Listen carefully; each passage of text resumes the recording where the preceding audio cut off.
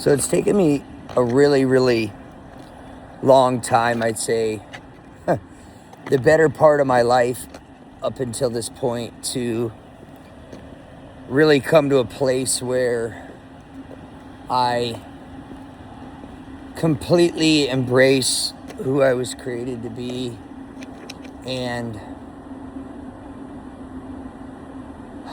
to love that version of me, you know, just to really just to love who God created me to be. And what I hope to really, I think we all have a unique path, and that kind of weaves into the tapestry of life, like all of our individual gifts and blessings that we're meant to give to the world,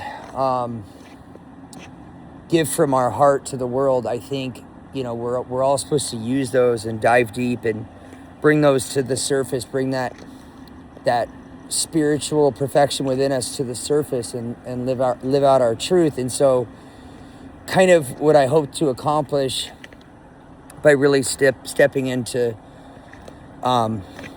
ironically, I always laugh in like hindsight, because I'm like, ironically, what I hated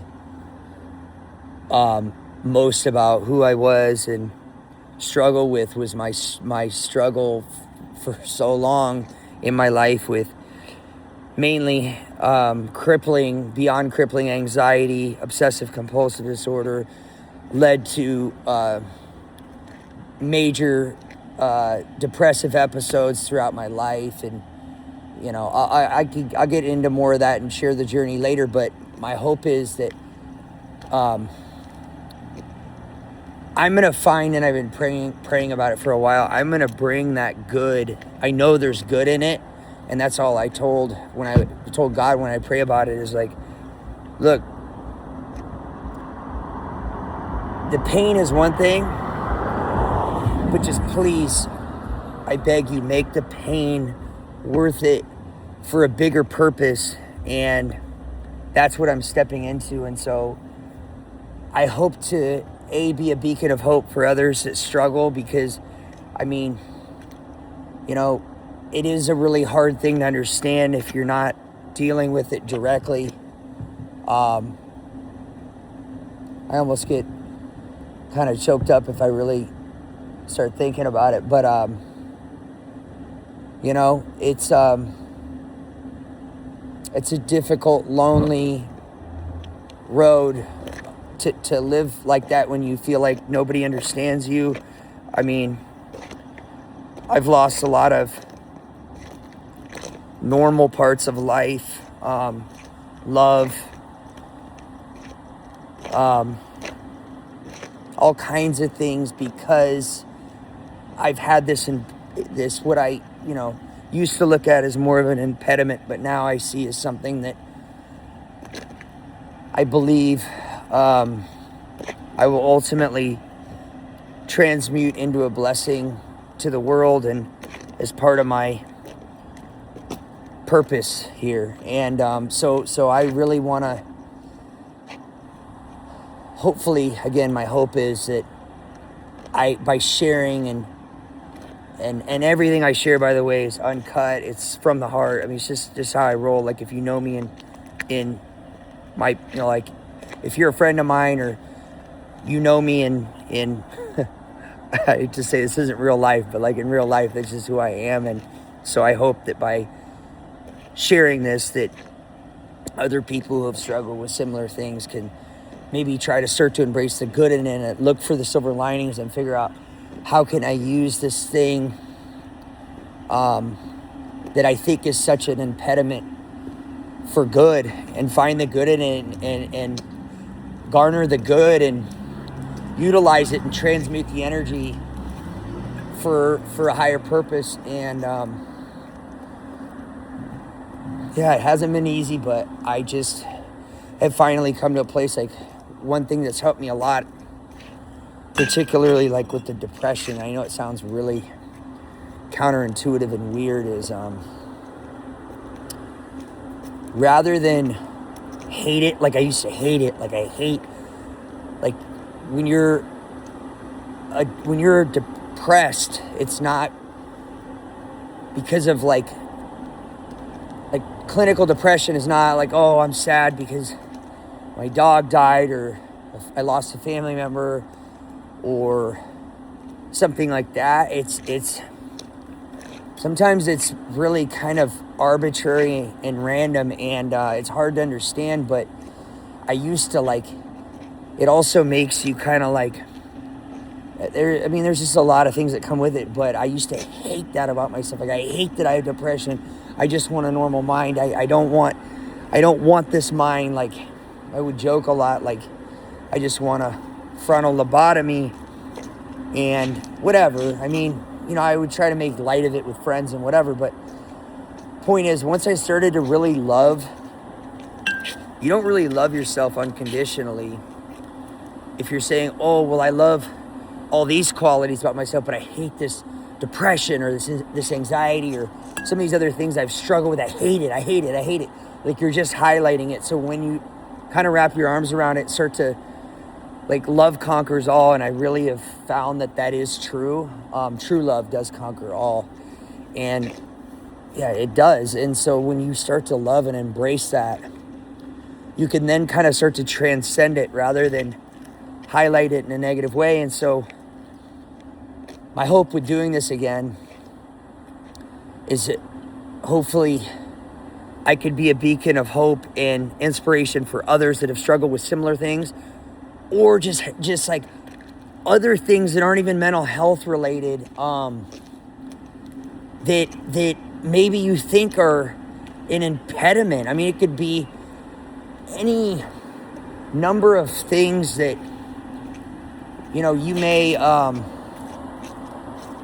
maybe it's something you're born with, the family you were born into, the circumstances, the place you grew up, the lack of opportunity, whatever, like that may be your catalyst to live your truth. And so that's what I'm trying to hopefully use my journey as an example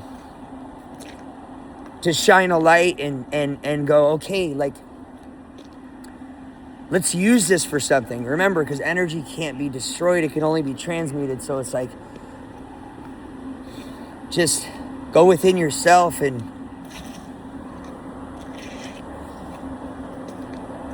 kind of reminds me of this story, like, for example, in Think and Grow Rich, where Napoleon Hill's son was born basically deaf and mute and without the normal equipment to hear, and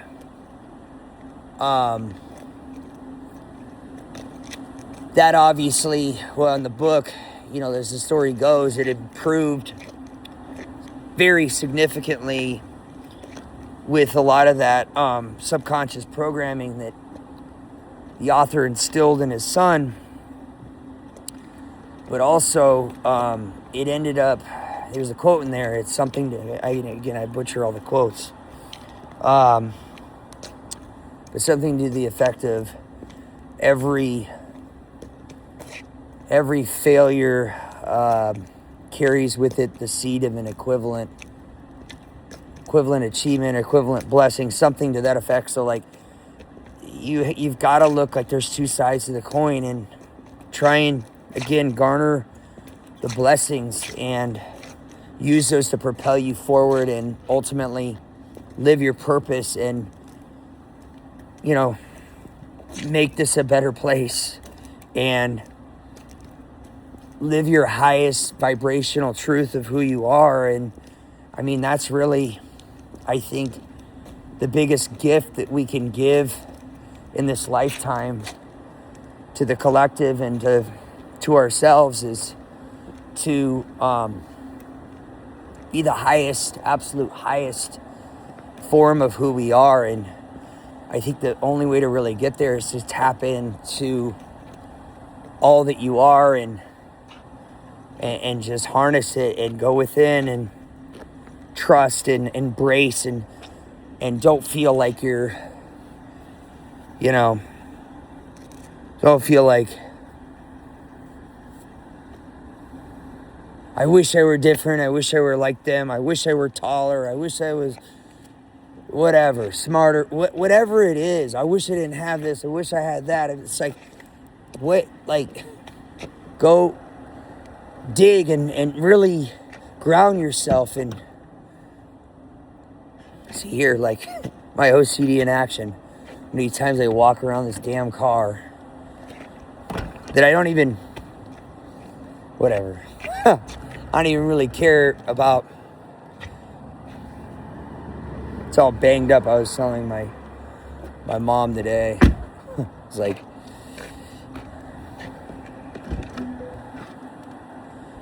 don't pedestal possessions. Like, I'm not tripping on it, but it's funny how I just hear, like, this is my OCD. Like, is the car off?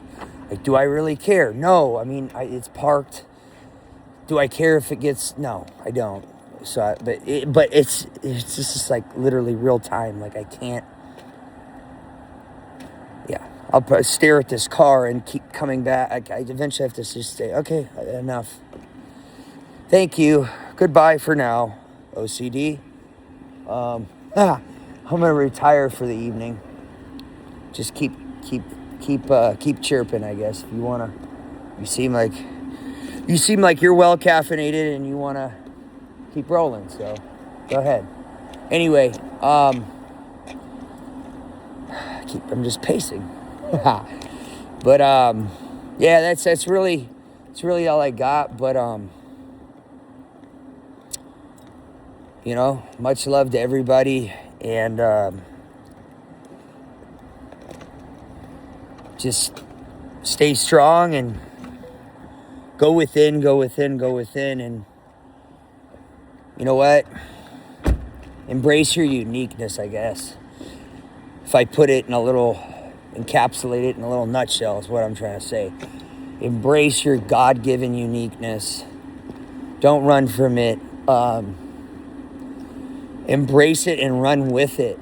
So, that's all I got. But I'm going to be on here a lot more consistently. I've been, I think, just kind of brushing it off because I just feel like, oh, man, like,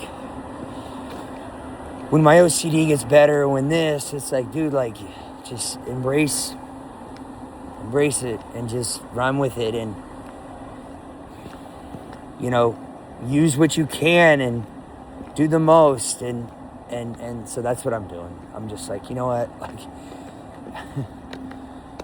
I'm never gonna, like, completely get out of my head. Here I am, back at the car. Okay, enough.